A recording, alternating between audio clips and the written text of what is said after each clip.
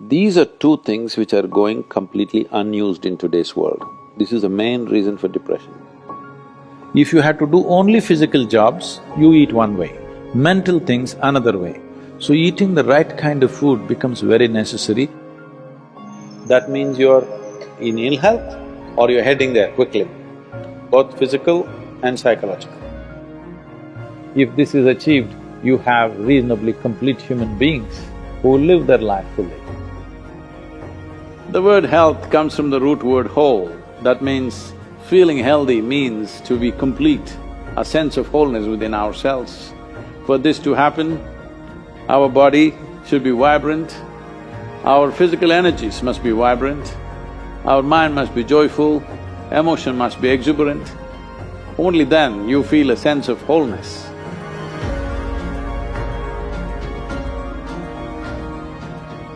Essentially, within the human being, there is a certain allotment of energy for action, certain allotment of energy for intellect, certain allotment of energy for emotion.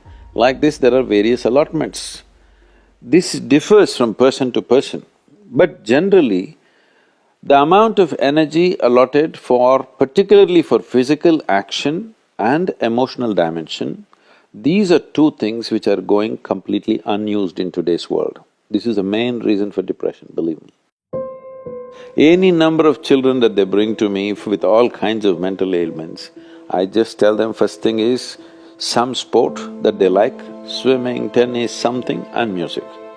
These two things you bring into their life, within 3 months, most of the children, 80 to 85% of the children will recover quite wonderfully. Because without finding expression to their emotional dimension and if without finding enough exertion for the physical body, they are bound to become depressive. Today it's become like this, sunrise means they watch it on the phone screen, sunset means they watch it on the phone screen. Yes?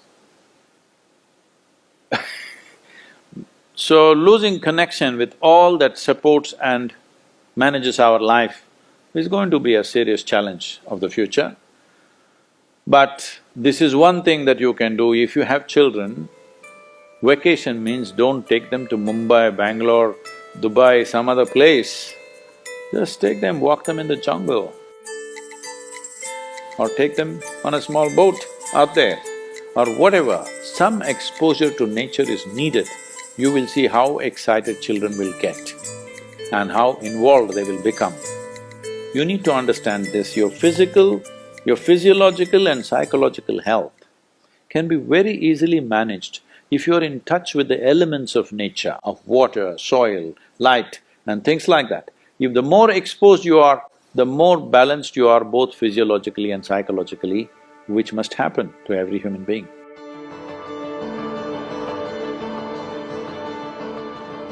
In this country, we made food like this.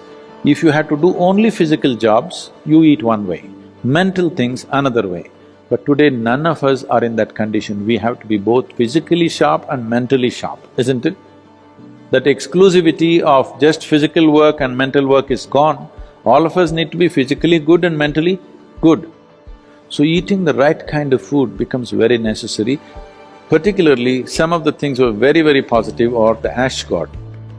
If you consume a glass of ash god juice every day, you will see clearly the sharpness of your intellect will enhance itself, you'll be mentally much sharper than the way you are right now. Especially children must drink ash god juice. Daily consumption of ash god, you will see distinctly your mind seems to be clearer and sharper. This will be noticeable within a few weeks of consumption of ash god. If you drink coffee, it gives you energy with agitation. You drink a glass of ash god juice, it gives you enormous amount of energy. At the same time, it keeps you very calm.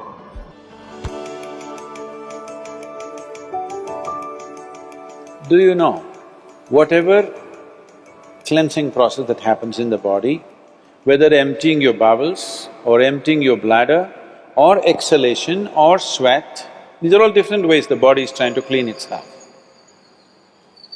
In all these things, different bodies have different levels of efficiency.